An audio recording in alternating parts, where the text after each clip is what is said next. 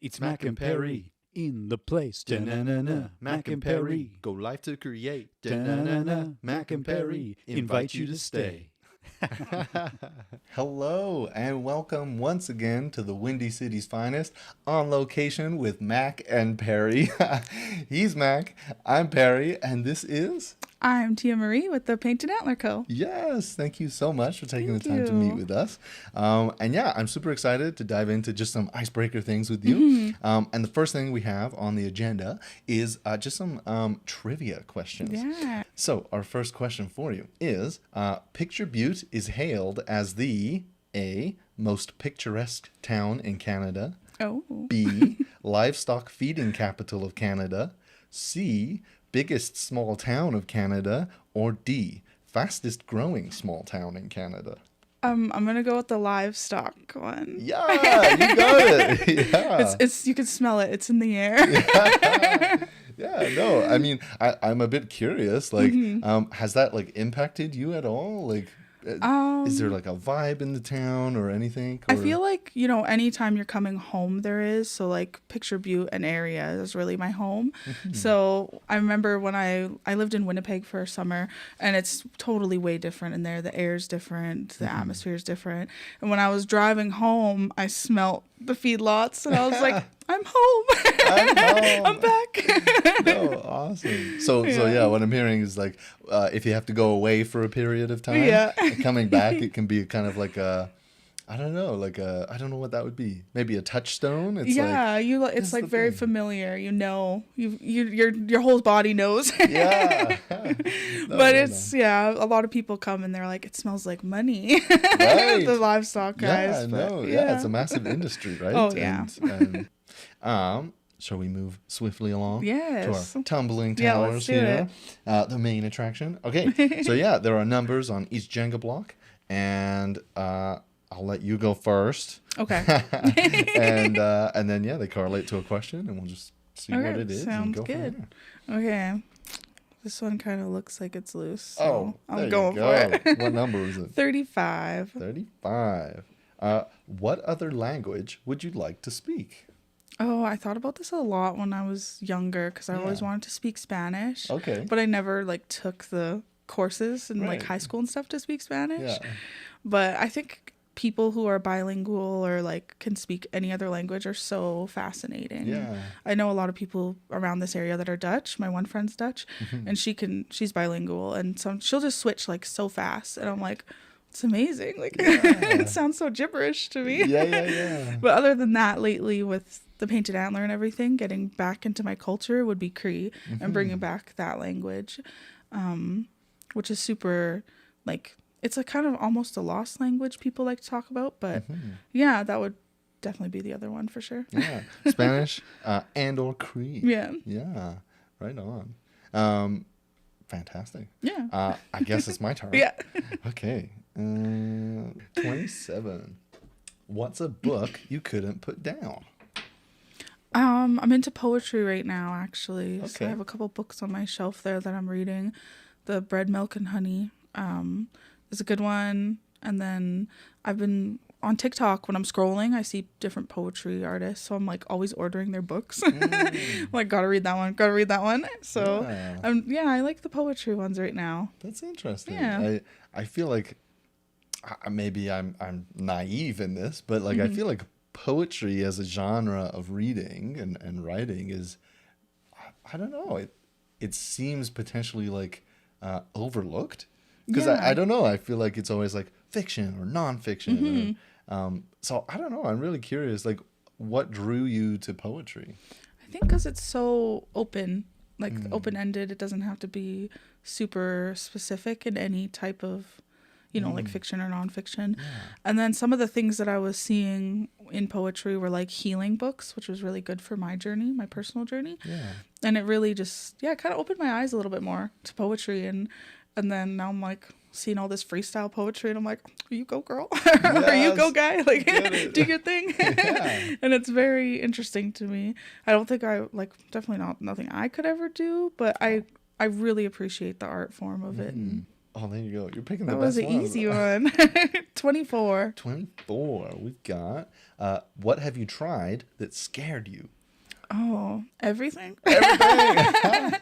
I'm anxious. Oh. No, I like, even just with my journey with the painted antler, it's kind of scary. It's yeah, it's a lot of work that I have to put into putting myself out there for my business, and sometimes it can be really intimidating and really like, am I doing the right thing? I don't want to say the wrong thing or do the wrong thing or represent myself or my culture in the wrong way, and so it can be pretty hard sometimes in that perspective. Yeah.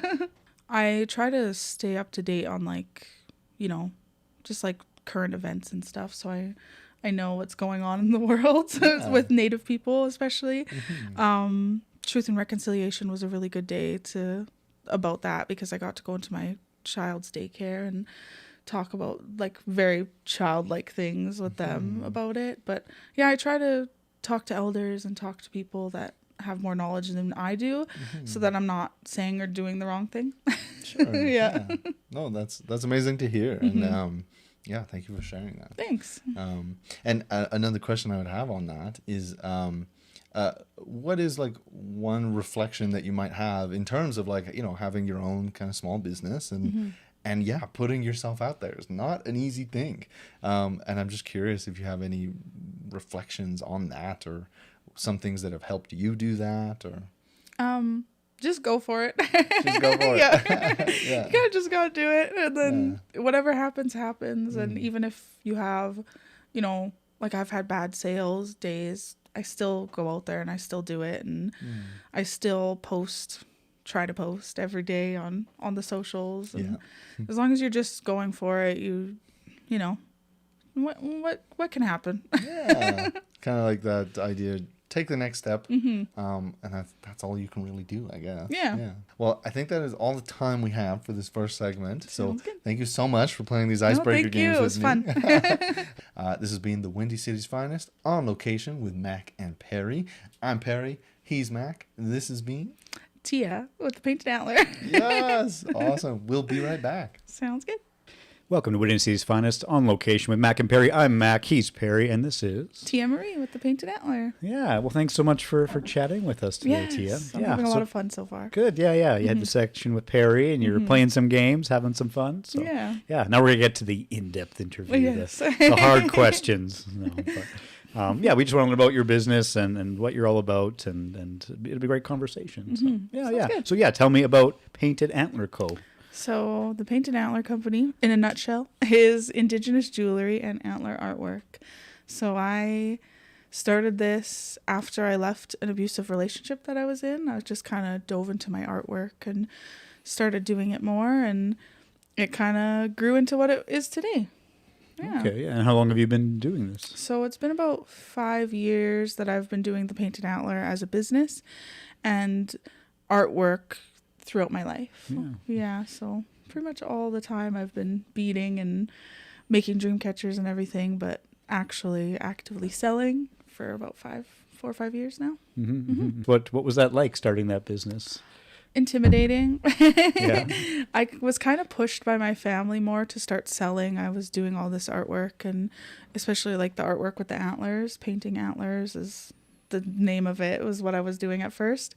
And my family was like, you should sell this. And I was like, no, nobody wants to buy it. But turns out a lot of people do want to buy it. And it made for a business. And I just kind of picked it. I was sitting in my basement thinking about it when I was painting antlers. And I'm like, the Painted Antler, that's what I'm doing. Why not? And that's kind of how it blossomed. And yeah, it's been a lot of fun.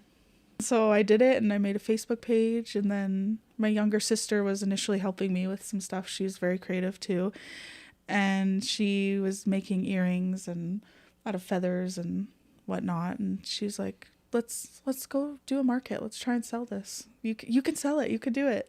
Hyping me up, and I did it. Nice.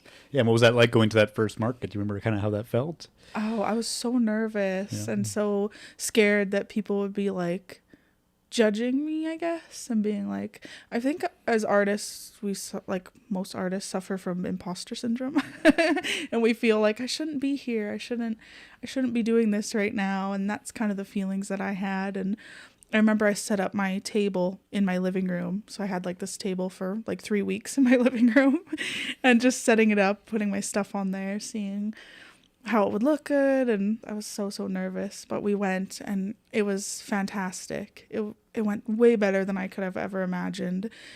Like, I was so scared. And then I sold so many things and had so many good interactions with people, and it definitely gave me the boost of confidence that I needed to keep going and keep selling with it and getting business cards and going full out with it, right? So yeah, absolutely. Yeah. Do you remember any of those like reactions from people when you were selling at the market? They were so positive. They were so inviting, and even the people who were Native that came up to us, the Indigenous people that were like, oh, another, Indigenous artist, gonna talk to them, support them. They were so welcoming to me and my younger sister, and just so supportive, and oh, you got to keep selling this, keep doing it, and giving us tips, and just so supportive.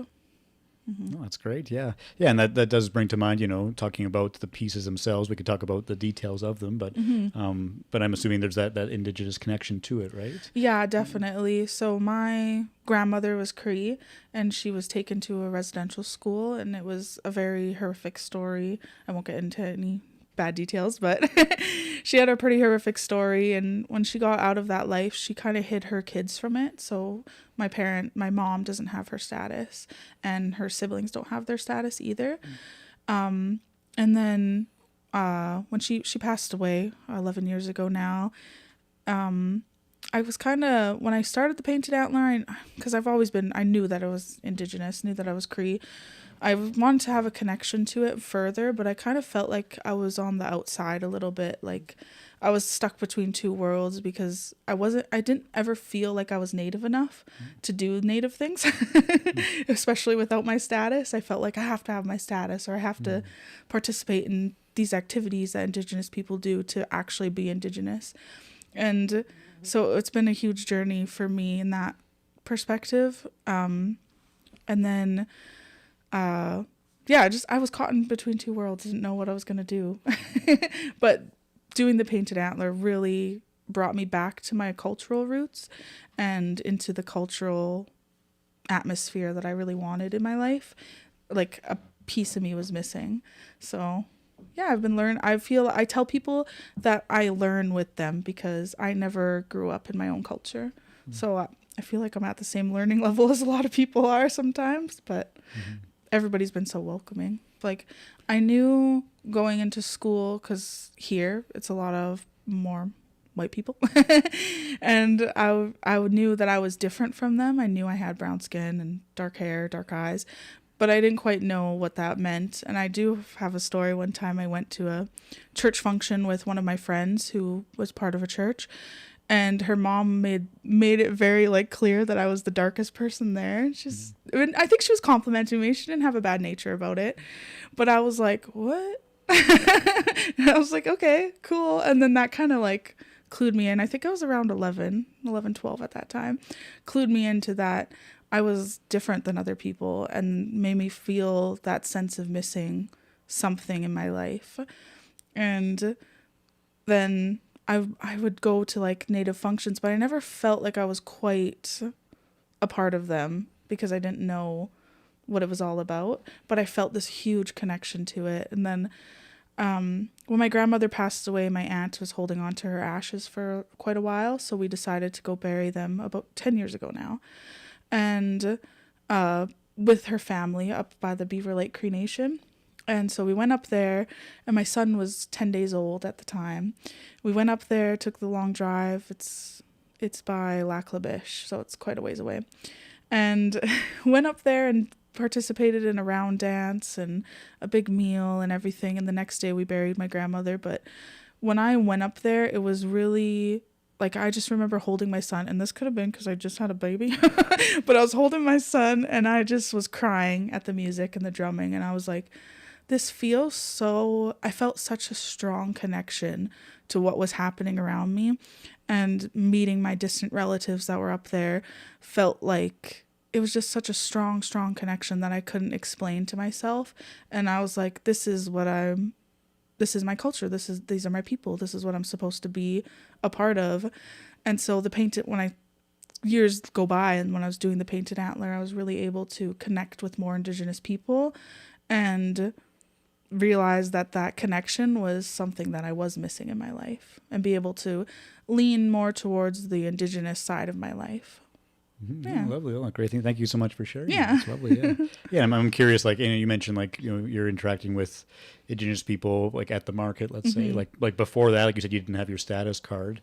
Like maybe mentally for yourself, maybe you felt that barrier between two worlds. Like, did you ever feel that within that community? No, I never did. Like, everyone, like I said, has been so welcoming, and it's just like made up in my own head, where I'm like, it's gonna go so bad, but it went so good, and connecting with those people, like how I met you guys at the market that I did, and I meet other Indigenous people at markets, and I was able to take a class, All My Relations, in Lethbridge that they hosted. They just asked me if I wanted to do it, and when I was at a market, and I was like, okay, yeah, let's do it. And I met some Blackfoot elders, and they were just so welcoming to me, even though, I thought, I'm Cree, I'm not gonna like fit in with these people, but no, they were just so welcoming and so happy that an Indigenous person was taking the steps to bring their cultural back into their home and into their lives. So they taught me a bunch of stuff about Blackfoot culture and history, and then in that class specifically, I met some people who were also Cree, so that was really I guess eye-opening, and really gave me a little bit of hope for myself in my own journey. And yeah, it's just been really great. I've learned so much, and I'm still learning all the time, and yeah, it's really good. The Painted Antler has changed my life in more ways than just, I started a business by myself. I started a cultural homecoming for myself and my family, and not only just like me and my kids, but my parents and my aunt and uncle and my cousins. And I opened up the conversation that we weren't having when I was growing up, that we go to powwows and we do round dances and we have different cultural foods and things like that. Now it's like I've brought it back into everyone's life too. So it's been very humbling also. You said you're learning the Cree language, you're going to powwows, things like that. And I guess, like, the Painted Antler Co. itself, like, that's kind of a way you're also reconnecting with your traditions there. Yeah, definitely. Yeah, I guess maybe we could just, we will have the showcase, we'll see some of the pieces, and we can kind of see what's going on behind us here. But yeah, maybe tell me a bit more about, like, some of the pieces themselves, maybe the last piece you made or something, kind of maybe describe it as far as like what people or what you are selling and how that connects to your culture. Yeah, definitely. So a lot of beadwork, first of all, and beadwork is very traditional to the Native cultures. Definitely a lot of different tribes with beadwork, and that one was a big one for me to go into, which I never felt. I was always doing beadwork, but I never felt like this is something I can sell, or maybe even something I could do in my own mind, because I felt like that disconnect. But it's a huge thing in Native culture and in Native tradition, and historically, if you go to different places, like in Lethbridge, the Fort Whoop Up down there, you can see old beadwork down there. That's really, really beautiful beadwork. But yeah, so that really brought me closer to the culture. And then dream catchers as well. When I started doing and selling dream catchers, I got to learn more of the history of these things, and where they came from, why we did it, why we do it, and everything that I do too, I smudge it. So I get to like smudge everything and bless it to its new home, which is really cool. The last piece I did was beading, which is beaded earrings, which are when I started doing beaded earrings, I didn't realize how big of a deal that they were in Native culture. But now that I'm doing them, it's like I see it everywhere. So it's eye-opening for me and humbling again, because I don't know, I love it. Yeah. Nice, it's really good. Nice. I won't go into too much of the detail. We'll save that for Perry as far as the pieces and things. So that's fine. But that's good to know, of what you're working on. I am curious, like, is there maybe, as you're selling these items, is there like maybe like a really popular item that people like to buy from you? I think my antler keychains, I do like antler slice keychains where I cut the antler, sand the antler, and then sometimes do paintings on them, sometimes leave them plain, natural. Those ones are really popular. Like, ever since I started, I've been doing those, and they're really popular. And then the beaded, there's some beaded hair clips right over there, so we'll show them in the showcase. But those ones are super popular right now, the claw clips that are beaded, and I've just had such a good response with them, and I sell out of them at every market, so I'm trying to make a couple, at least a dozen of them every market, because it's been doing really, really well. And I think it's kind of like my modern flair on traditional art, beaded art. I realize the work that's put into it more, and I think a lot of Indigenous people are kind of doing their modern flair on traditional works, and it's beautiful. It's beautiful work. Absolutely, yeah. Yeah, because saying that, like, my understanding is also that, like, culture changes and evolves, and it's not stuck in time for sure. So no, that's great. Yeah. And like, as far as like, you're going to these markets, are you selling things online? Or is it mostly markets? Mostly markets. I do have I'm working on a website right now, because I did have a website before, and then I kind of stopped it for a while, but I'm working back into that. A lot of like Instagram and Facebook, people just messaging me, and TikTok now that I'm on TikTok. So yeah, but mostly markets. People can see it and they can hold it and they can visualize them having it more when it's there, I think. And if I remember correctly, correct me if I'm wrong, but you've now kind of like left your kind of 9-to-5 jobs, like pursue this full time. Yeah. What's that been like for you? Scary, intimidating, nerve-wracking, but it's been very liberating, I want to say. I'm like, I'm free. I can do what I want. It's been really nice, and I know that this is going somewhere even further than where I have it now, and I just wanted to fully embrace myself into that. I wanted to fully let myself like just fully give everything that I have into it, because I know that what I'm doing is what I want to do. Obviously, it's my passion, and I know that I'm supporting myself and my family, so it's worth it for sure. Obviously, being a parent is hard, and no matter what your situation you're in, and I had to do a lot of it as a single parent for the last 5 years, 4.5 years, I guess, now that I have a boyfriend. But it's been, it's challenging all the time, and he notices, and I think that's definitely my main motivator for the Painted Antlers. My kids, they're just everything to me.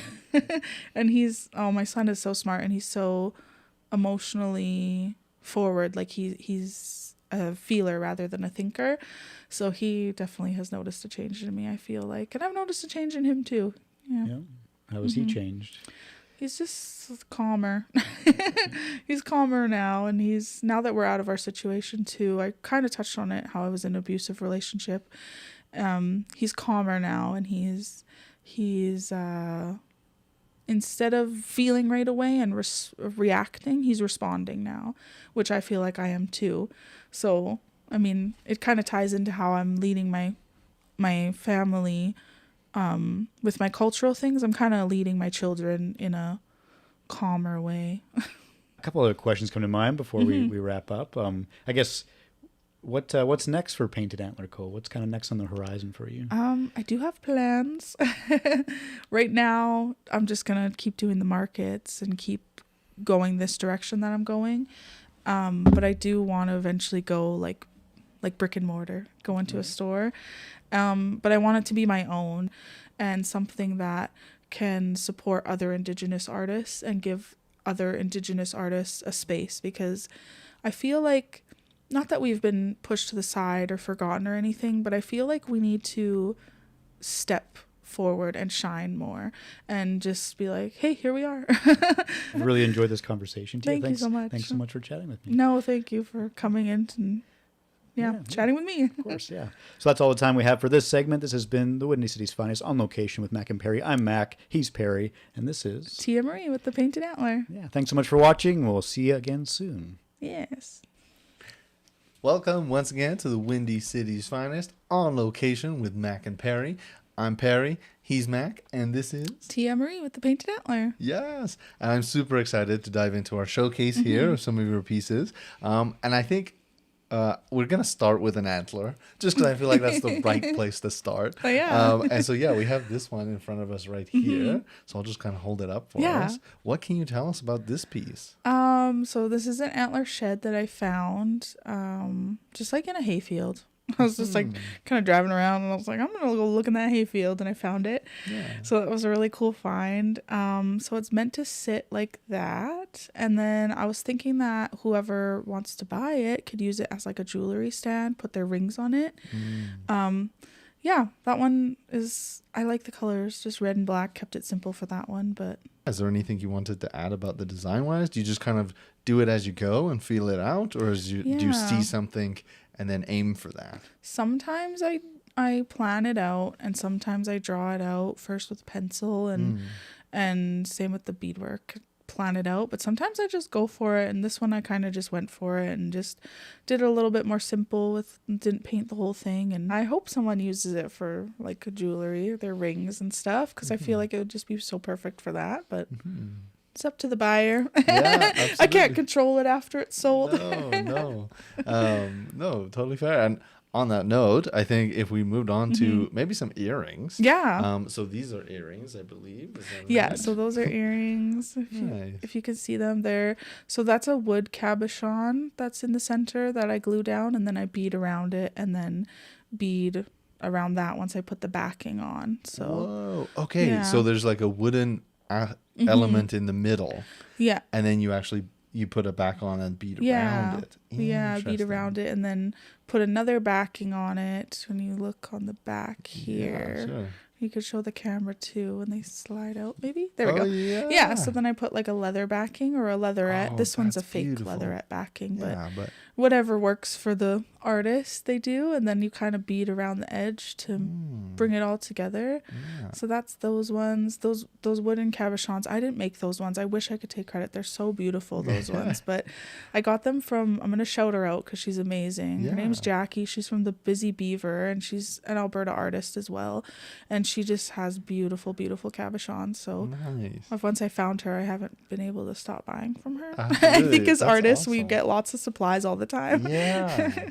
No, and I love that. And I wonder if we could actually explore that for a moment of like, working with other artists and kind of collaborating in that sense. Is there, how has that kind of impacted your artwork and your business? And again, like opening the doors and connection with everybody and connection with other Indigenous artists has been super important to me. Like I said in the last segment, I want to open the door have a space for Indigenous people.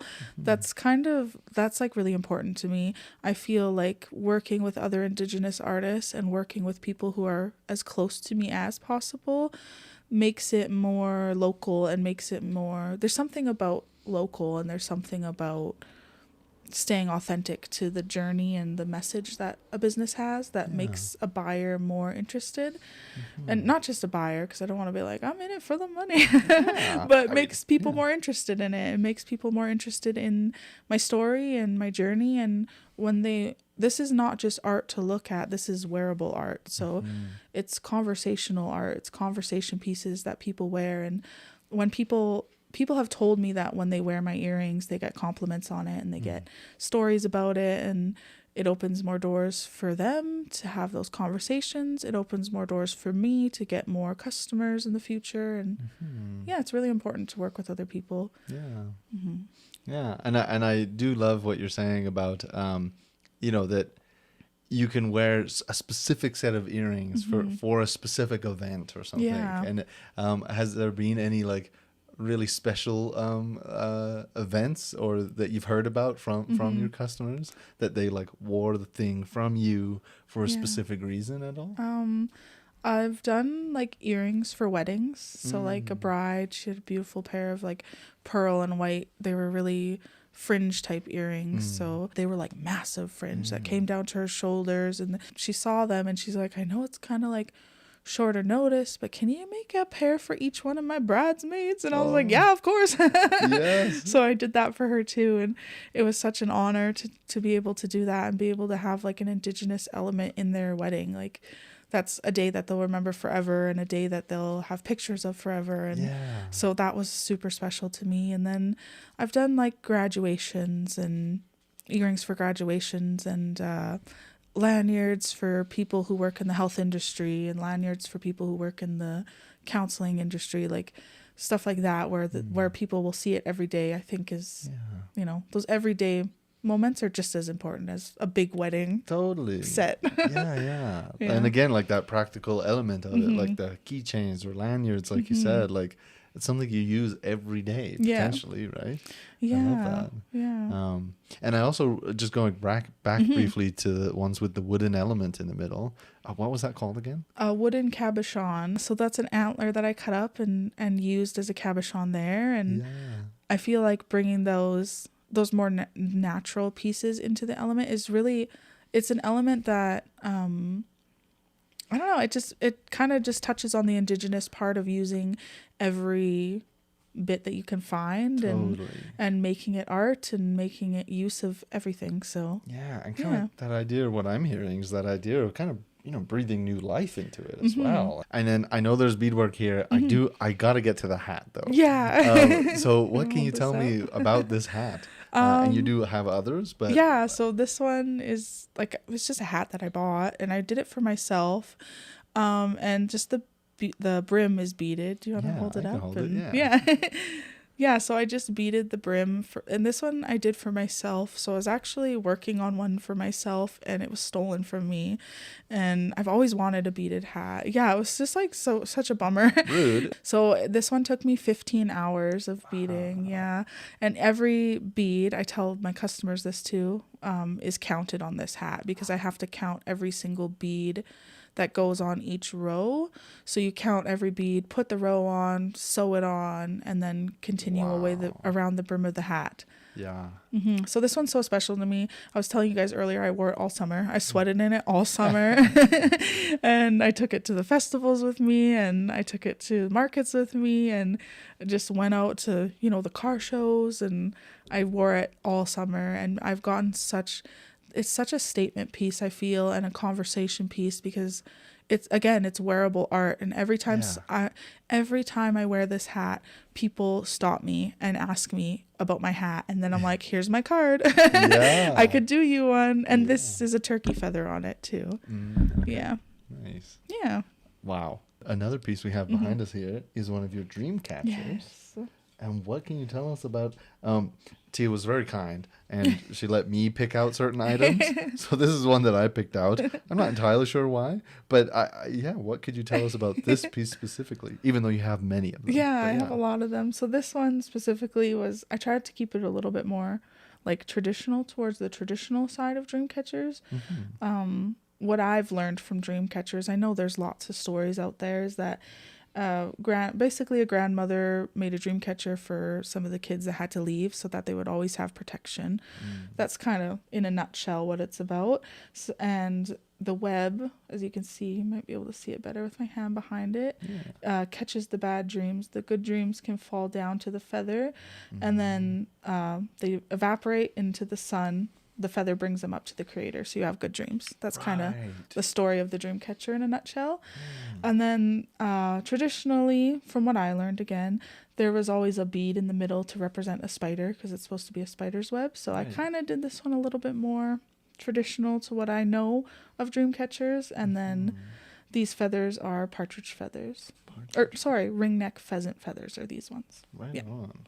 Yeah, and having literally just learned that about the feathers, I love that. That it's, they kind of flow down, and that the feathers are what allow them to be closer. That is fantastic. I'm glad you so like much that. for sharing that with me. No, you're welcome. That's awesome. When I awesome. learned that too, I was like, because I always knew, like, dream catchers, they catch your bad dreams. Yeah. But I never knew that little tidbit either, and Right. that really opened my eyes to it more. Nice. And just because I think we have time, again, the practical element of things. Yeah. Hair clips. Yeah, the hair clips, really What can you tell us popular about right now. these? So Yeah. this is a wire wrap around a claw clip. You can open and close it. It's very sturdy. It I always is tell very people sturdy. at markets, like, it's going to hold all your hair. Yeah. Very sturdy. And this one is called, the colors on it are bead soup. So in the native beading community, when it's a lot of different colors, we call it bead soup because there's no actual pattern or anything to it. We kind of just go with it. And the wire wrapping makes it sturdier instead of a thread, so it doesn't loosen upon time. And yeah, they're so popular right now. And I love wearing mine too. I always wear mine out and get compliments on it. And customers say they do too. And it's just, again, another piece that you can wear and that starts conversation. And yeah. Great. That is all the time we have for this last segment with you, Tia. Thank you so much again. This has been the Windy City's Finest on Location with Mac and Perry. He's Mac, I'm Perry, and this has been Tia Marie with the Painted Antler. Yes. It's Mac and Perry in the place. Da-na-na-na. Mac and Perry. Go live to create. Da-na-na-na. Mac and Perry invite you to stay.